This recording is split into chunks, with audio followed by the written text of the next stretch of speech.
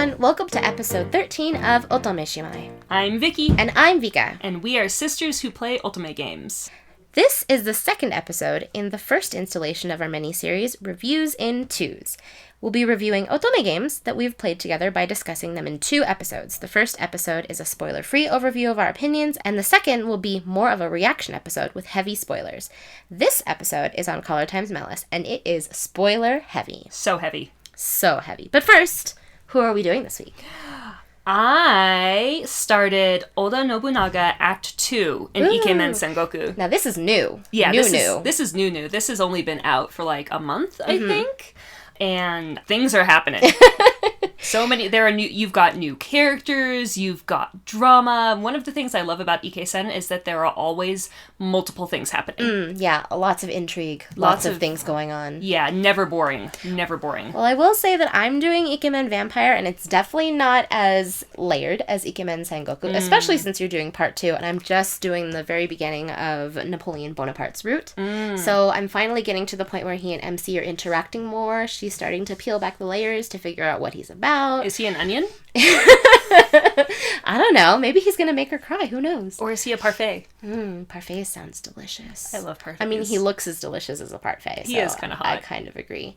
But yeah, I'm enjoying it so far. But I'm waiting for the action to pick it up a little bit. So I want to know more about what makes his clock tick. Well, I am looking forward to hearing about ticking clocks. Thank you. You're welcome. So today, let's get started on part 2 of our reviews in twos. So since this is spoiler heavy, we are just going to say spoilers! Huge spoilers for Color Times Malice. The entire plot, all the characters, all the routes, all the things. So if you haven't played this game, go play it now and stop listening. But if you have played this game, come, join us for the ride and listen to what we think about all the twists and turns. And what a ride it is. What a ride it is. So, the way we're going to go about this is we're going to be going through LI by LI again, but we're also going to be talking about Ichika's younger brother Kazuki's reactions to each one of the LIs, because he has a very different reaction to each LI. Yes. The reason why we're doing this is because Kasuki is such an integral part of the game, and I love him as a side character, as being her younger brother, and I think what her brother thinks of her boyfriend is really important. Yeah, it's true. It is really important. I mean, what you think of the people who I date is really important. Yes, I agree. Same here. I mean, familial relationships, you gotta approve. Yes, you have to approve. So, does he approve? We'll find out. So, we'll go back and start again with Mineo Animoto. I said in our last episode that his wasn't very deep, and I maintain that, but you do get to learn a lot about why he left the police force. Yeah, and I mean, he does have really good reasons for leaving the police force. I mean, when he was a rookie cop, he had a superior that he really looked up to. He idolized this guy. He really looked up to him. And it was really, really sad, because when you find out that the superior is actually a dirty cop, it's so upsetting for Mineo. His life is turned upside down because he doesn't realize that's the person that he looked up to. Yeah, and he also feels really guilty. He thinks it's his fault because he started falsely arresting people to try to move up in the ranks since Animoto was moving up faster than he was. And so Animoto does blame himself for this.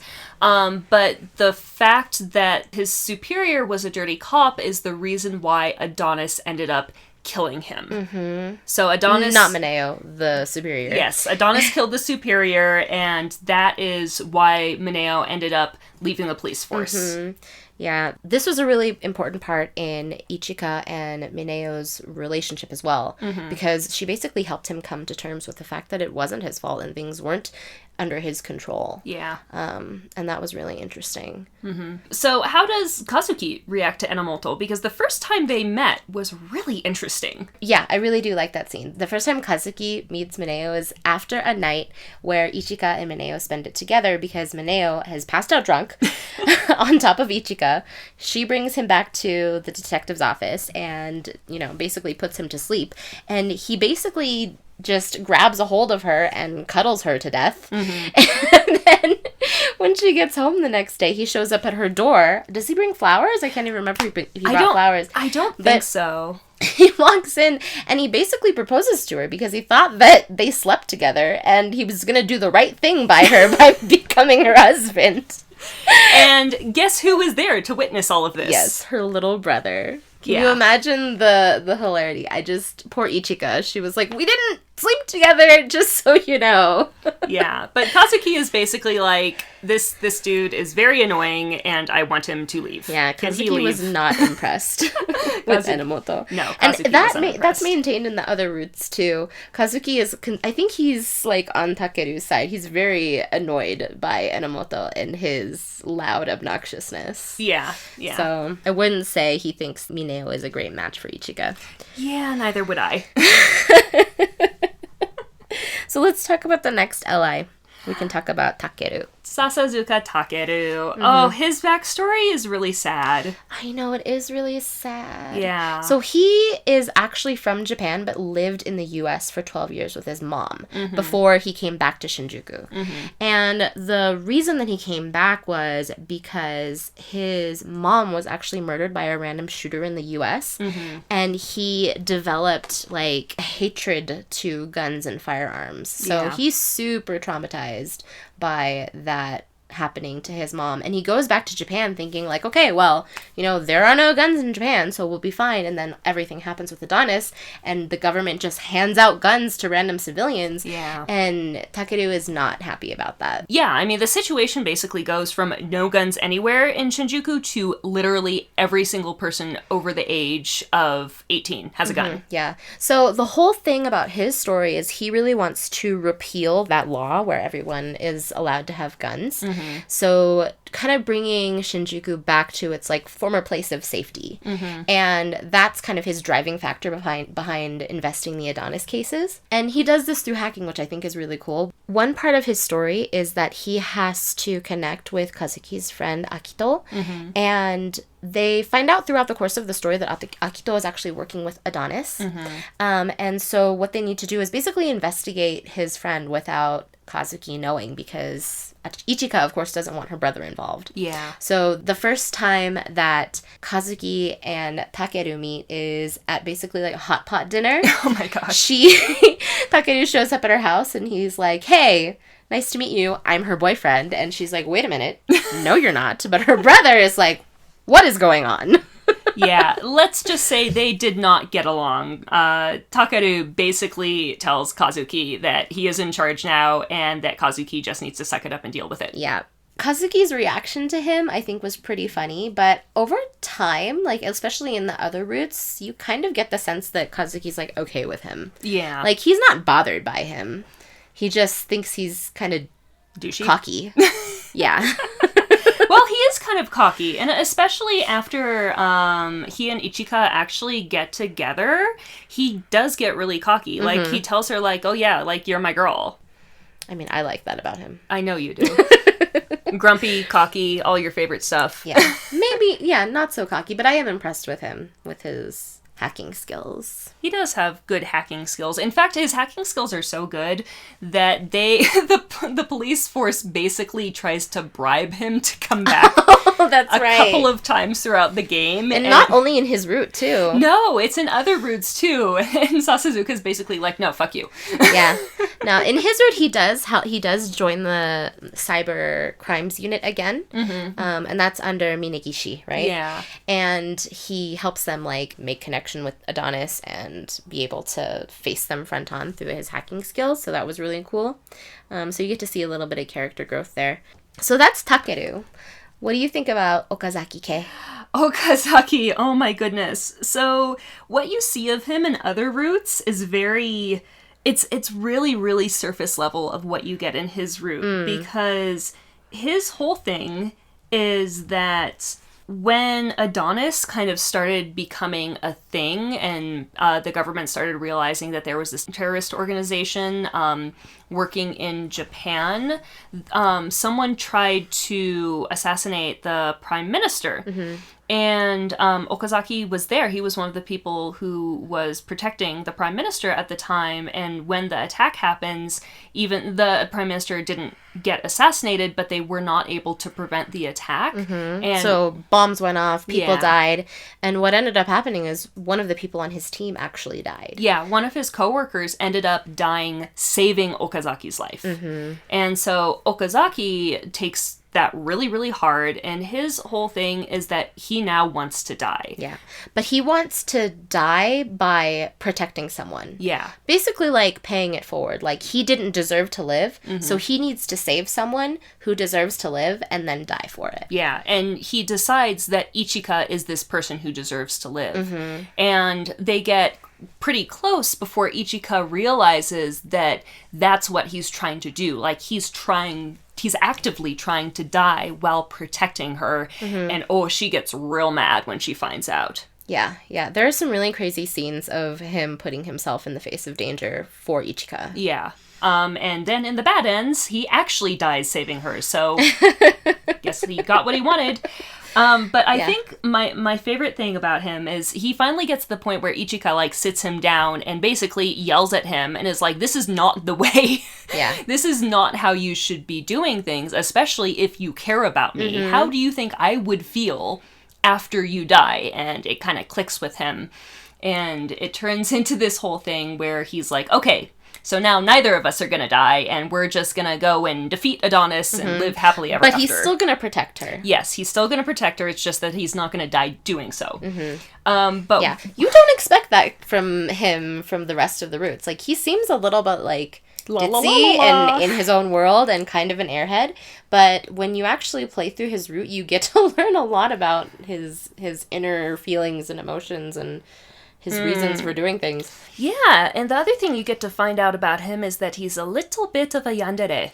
Yeah, he's a little bit of a yandere. Yeah. He becomes very obsessive over Ichika and wants to make sure that she is, like, in his sight at all times. Yeah. Everywhere she is, he needs to be. And he also wants to make sure that everyone else knows that she is his. That's right. Even people who aren't actually there. Yeah, there is a scene where Ichika still has the collar on, and Okazaki decides to, make his mark and show the people in Adonis that she belongs to him by having sex with her while they are listening. Yes, it was real weird, but it was a sexy scene. It was a sexy scene, but once you realize that the collar is still on and the person on the other end is listening to the whole thing, it becomes a little less sexy. Yeah, that's pretty bad. Well, at least Kazuki didn't walk in on that. Oh my goodness, yes. No, Kazuki did not walk in on that. However, Kazuki does meet Okazaki a couple of times because Okazaki is basically just like semi-stalking Ichika, and Kazuki just thinks that Okazaki's kind of weird. Yeah, he's everywhere and he doesn't know why, but his sister tells him, like, he needs to be there for our protection, for your protection. A lot of times she asks Okazaki to look after her brother in other people's roots, and he does because he really trusts in Ichika and he believes in her, he wants to protect her. So, Okazaki and Kazuki end up interacting a lot. And what usually happens is Okazaki just basically drags Kazuki around and Kazuki's like, I don't want to be here. I hate this. This guy's super annoying. Yeah. Yeah. So not the biggest fan of Okazaki. Not the biggest fan. I like Okazaki. I still liked his route. Yes. Yeah. I still liked his route too. When I found out that he had, like, nothing in his house, she goes to his apartment and he has, like, no blades. He has no food. He barely has furniture. Things are in boxes. He just sleeps on the floor with a mask and a pillow. Like this guy's he's something else. Yeah, well, also technology is not his friend. Technology is not his friend, no. It really isn't. Yeah. So that is Okazaki. Well, now we get into the real big spoilers, because Shiraishi Kageyuki. Yeah, and this is one of the characters that you can't do until you unlock another guy's route first. So you have to play through some routes before you get to him. Yeah. Because there's some big plot points in Shiraishi's route. You mean like the fact that he's part of Adonis? Like the fact that he's part of Adonis. And he was raised by them, and and his name isn't actually Shiraishi Kageyuki. Yeah, you don't even find out what his name is. They just call him number 14. Yeah, I don't think he has a name. So sad. But you see flashbacks of him as a child and them talking about the plan and, Yeah. So basically his entire personality, his entire, story that he tells people, it's all a lie. Like, it's planned out. It's built up. He was a really interesting character because at face value, he's kind of douchey and he doesn't know how to deal with emotions because he has no emotions. But the thing with Ichika is once they start interacting more, she waters his feelings plant. I don't know how to describe it. No, I like that. She waters his feelings plant. He starts to feel things and he doesn't know what to do with it. Yeah, there's this one scene where she's in his apartment and I think he calls her a doll or something. And she gets back at him and she's like, I'm not the doll, you are. Because he has no feelings. He has no emotions. He like can only think in one like unilateral direction. And that really digs in on him. Yeah. Yeah, and he starts to kind of, like, critically think about that, which I found to be really, really interesting. Yeah. And I mean, like you said in the last episode, I really like the way that Ichika deals with him, the way that she reacts to him, because once it's revealed that he's part of Adonis and everything was a lie, Ichika basically sits him down and is like, okay, you're part of Adonis. Okay, you say everything was a lie, but I guarantee you not everything was a lie. You do have emotions. I have seen them, and you need to learn how to deal with your shit. Yep. Yeah, she really kicks him in the butt. And another thing is she believes in him, too. Like, he doesn't get that from anyone. I guess he and Yanagi have a friendship. It's a pseudo-friendship. But Ichika really does believe in him, and he connects with her. And, you know, something that was interesting about this particular route is all of the other allies interact with Kasuki quite a bit. Shiraishi doesn't. No, she always goes to his house. Yeah, I don't think he ever goes to her house. It's always her going to his. Yeah, we didn't go back and look through specific scenes, but if they did meet, it didn't stand out. Yeah, if they did meet, it didn't stand out to us at all. Yeah. But that makes it all the weirder because in his endings, what ends up happening is Ichika, like, gets amnesia and Shiraishi ends up, like, taking care of her in a locked room, pretending to be her doctor for a year, and Kazuki is miraculously okay with this. Yeah, Shiraishi brings her to a Christmas party, and Kazuki is there with Okazaki, of course, because Okazaki is, like, leading him around, and he's fine with it. He's like, oh, yeah, you were away, and it was fine. Like, look, it's my amnesiac sister who's been gone for a year. Oh, well. It was very odd. Yeah, I didn't really understand that reaction because he didn't really know Shiraishi or, like, know that he could trust him. And honestly, even by that point, I still wouldn't trust him because he's a strange man. But at least he likes cats. He does like cats. And that's one thing that kind of made me realize, okay, he does have feelings. Deep in there somewhere, he's got some feelings. Because he likes cats. And there's this interaction with him and Ichika where he gives her a keychain, a cat keychain. They have like a cute little couples keychain. This is before they're dating or anything. And to him, he's like, okay, this is an experiment. I know that girls like when they get gifts, so I'm gonna give her a gift so she'll like me more and trust me more. And it's like it's planned out to him. And then kind of at the end, he realizes, like, oh, you know, like, this is a special thing to me. It really means something. And it's not because he's being manipulative or trying to get something from Ichika. And it's just natural that he has feelings for her. And I really like that. Yeah. Character development. Yay, character development. Speaking of character development. Yeah. We can talk about IG. Yanagi IG. A lot of character development. So his route is definitely the most story intensive out of all of them. Also a big difference is that he actually has history with Ichika. Because his whole thing, the reason why he left the police department is because he realized that he wanted to protect everyone. Yeah. Like, he wanted to protect not only, like, the citizens, but also the criminals. Like, he didn't see any reason for someone's life to be thrown away. He didn't want to have to hurt someone to save someone else. And he realized that he wouldn't be able to do that if he was in the police force. So he quit. But the reason why he thinks this way is because when he was young, he was a delinquent who just did delinquenty things. Yes. He describes himself as, like, having, like, the baseball bat and the piercings. Yeah. And that's a fun interaction with Ichika when he tells her about that, because he's a very straight-laced man. Yeah. But it turns out that they met when they were young, because when Ichika was in elementary school, she and her family went on a trip to Tokyo, because she's not originally from Tokyo, and she was kidnapped. Yep. And it turns out that Yanagi saw the man kidnapping her, and he followed her in order to basically try to intervene and save her. Mm-hmm.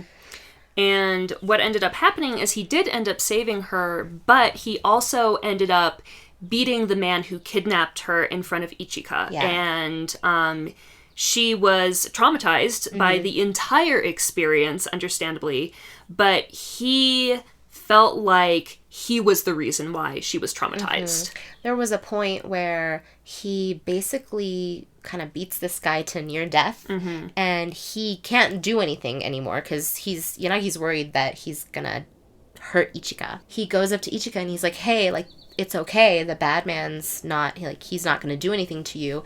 And she has just an expression of fear in her eyes, and he's like, are you scared of me? And she's like, yeah. Yes, I am. And he's like, that carries with him for a long, long time. Yeah. And he realizes pretty early on that Ichika was that little girl. Ichika, however, because she was young and because the entire experience was so traumatic, she's basically blocked most of the details out. She knows that something traumatic happened to her, and she knows that she occasionally has vague nightmares about it, but she doesn't really know anything other than that. Yeah. So there's this whole kind of progression to her remembering what happened and realizing that it was Yanagi who saved her. Yeah. And then they have to go through this whole back and forth about her telling him, like, no, you are not the reason why I was traumatized. You basically saved my life. It took a lot of time for him to get to a point where he could understand that. Not even from her perspective, but, like, understand it himself. Because he did beat a man half to death, and the man stayed in a coma. Yeah, he had been in the hospital basically since that happened. Yeah. And Yanagi, he carried that with him. It was, I don't know, he's a deep character. He is. But he's a really good person. And I think his reaction to that whole scenario really shows how good of a person he is. Yeah. He does. He wants to save everyone. He wants everyone to be happy and to be safe, and that's why he's not a police officer anymore. You can also see that in his interactions with other people, too, not just Ichika. Like, his friendship with Shiraishi, he knows, like, he's not a good guy. Yeah. But he trusts him, and he believes in him because he's his friend. Like, he wants to believe the best in people. Yeah. And I remember in Yanagi's route, so other than Shiraishi's route, Yanagi's route is the only one where you find out that Shiraishi is a part of Adonis. And when Shiraishi tells Yanagi he's part of Adonis, he tries to get Yanagi to come to the conclusion himself, and you can see that Yanagi has already come to the conclusion that Shiraishi has betrayed him, but he doesn't want to believe it because Shiraishi is his friend. Yeah. Oh, Yanagi. He's a good person. Such a good guy. Yeah. Such a great character. In fact, he's such a good person that when Kazuki finds out that Yanagi and Ichika are dating, his reaction is basically like, yeah, my sister's not going to be able to do any better than this guy. He approves. He approves. Yeah, I really like that. So that's how you know that this is the main guy. Because her brother actually approves of this one. Approves. Yeah, no, he's a good character. There were some definitely at least twists and turns for him because I did not expect that whole backstory and the relationship between him and Ichika to come to light. Like, I didn't realize that they had such an in-depth history and that there was a reason for him being by her or around her or protecting her or whatever. So that was really a surprise to me when I was doing his route. It was really interesting. They did that really well. Yeah, they did a really, really good job of it. You know what else they did really well? I don't know if they did this really well, but it was a big surprise, and it was a twisty-turny wild ride, was finding out that Saeki Yuzuru is actually the head of Adonis. Yeah. He's Zero. And, I mean, you don't find out until, like, halfway through Yanagi's route. So it's the very end of the game when you officially find this out. You can guess earlier if you pay attention. I think we figured it out in Okazaki's route. We were like, okay, it has to be someone who we know, and... It has to be someone in the police force. It has to be someone who knows Ichika. Who knows Ichika very well in order for her to be labeled as a sympathizer. Yeah, and Saeki was basically the only character that made sense, and the more you thought about it and the further you got in the game, the more sense it made. Because you learn a lot about the side characters. Like, you learn about their interests and their families and their lifestyles. But Saeki was always kind of an enigma. Like, her interactions with him were basically like, hey, do you want to have a drink? Hey, let's talk about justice. And you're like, this is kind of strange. What an interesting setup for a side character. Yeah. But I really like the way that they did it. And it's really interesting because it becomes quite obvious towards the end that his reasons for basically wanting Ichika to join him are not just because he thinks that she would be a good fit for Adonis. It's pretty obvious that he's infatuated with her as well. He's legitimately obsessed with Ichika. Yeah. Yeah, to the point where even his, like, co-conspirators realize something's wrong with him because they are not all striving for the same mission at some point. Yeah, yeah. And I mean, a big reason why... the police force and Ichika and the guys from the detective agency are able to bring down Adonis is because that rift happens between Zero and the other Adonis members. I honestly don't think that if that rift didn't happen, I don't think they would have been able to do it. Yeah. It was a really, really tight ship originally. Yeah, Zero really went AWOL, and he did some really bizarre things that weren't in line with the Adonis's ideals. Yeah, and him doing that led Ichika to him pretty well. Yeah. Sad though, because I really like when I first saw Saeki, I was like, oh my god, I want to date him. He's so cute. Yeah. He's a cute character. If you listen to our episode about side characters that we wanted to date that we did a couple of weeks ago, if we had done that episode before we had finished Collar Times Malice, Saeki would have been front and center. Oh, yeah. Because he's so hot. Like, he's he's my type. Yeah. Blonde, tall. He has a cute little mole in his face. Yeah. Sweet personality, quote unquote, until you really find out who he is. Until you find out that he's the leader of a terrorist organization. Yeah, I don't know. I like his character design. Yeah, that was Zero for you. It was unexpected to a certain point, but once we figured it out, it really did make sense. Because you don't really know anything about him. No, you don't. And that's why Ichika was able to figure it out, because she realized that he was someone who was close to her, who could be doing all of the things that Zero was doing, but she also honestly didn't know anything about him, even though she had known him for years. Yeah. They went to a police academy together. They were friends. They went out drinking all the time. And yet, somehow, she just knew nothing about his life. So there are a lot of really interesting characters in this game, and we actually had a question for all of you, our lovely listeners. We would like to play a game of Bone, Marry, Yeet off a cliff. That's right. Who do you want to bone? Who do you want to marry? And who would you gladly yeet off a cliff? Yeah. So the characters that we are asking about are Yanagi, Okazaki, and Shiraishi. And I will be making a Twitter post after this episode comes out, so please go to our Twitter page and comment on the Twitter post who you would like to bone, marry, and yeet off a cliff. We will also be telling you who we would like to bone, marry, and yeet off a cliff under that Twitter post. That's right. Please let us know who are your choices. Like, what is your opinion? I genuinely want to know. Yes, me too. Well, thanks everyone for listening to our second and final episode of the review for Caller Times Malice Reviews and Twos. Reviews and Twos. If you like what you hear and would love to support us, we have a Buy Me a Coffee account where you can donate to us and keep the podcast going. Today, we wanted to send a big thank you to Happy Finch Studio for being our supporter, and we really, really appreciate you. We also have a Twitter and an Instagram where you can follow us and get updates on the podcast and also see some cool Otome-related stuff. Thanks so much for listening, guys. We'll see you next week. Bye!